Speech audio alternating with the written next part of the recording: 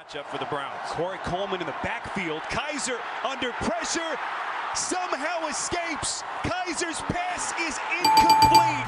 Congratulations, Cleveland Browns! You just cemented yourselves as the worst NFL team of all time. You finished the 2017 season with a record of 0-16 after a painful loss to your most hated rival, the Pittsburgh Steelers.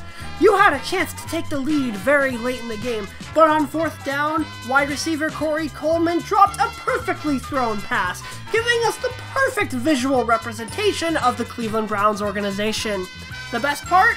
Coleman was drafted 2 years ago with the pick the Browns traded down to from the number 2 spot, passing on quarterback Carson Wentz, who was an MVP candidate this season.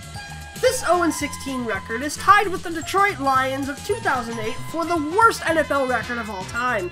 But even then, the Lions at least had promise, thanks to an outstanding receiver in Calvin Johnson. The Browns have no such prospects, and anyone they draft next year will most likely be as disappointing as just about every draft pick the Browns have ever made. This 0-16 season comes after a 1-15 season in 2016.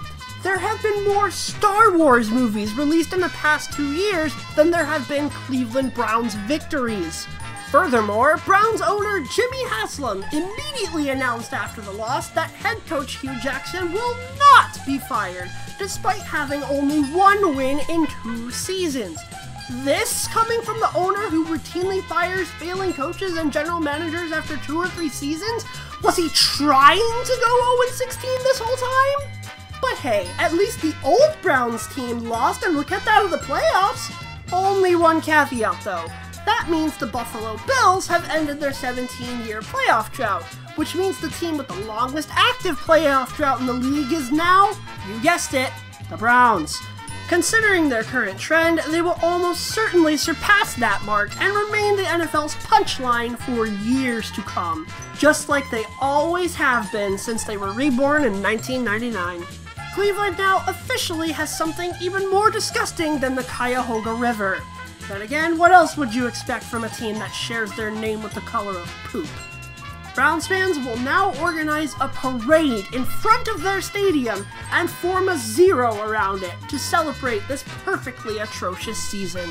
Yes, this is actually a thing. Go celebrate, Browns fans. You've earned it. You are a factory of sadness!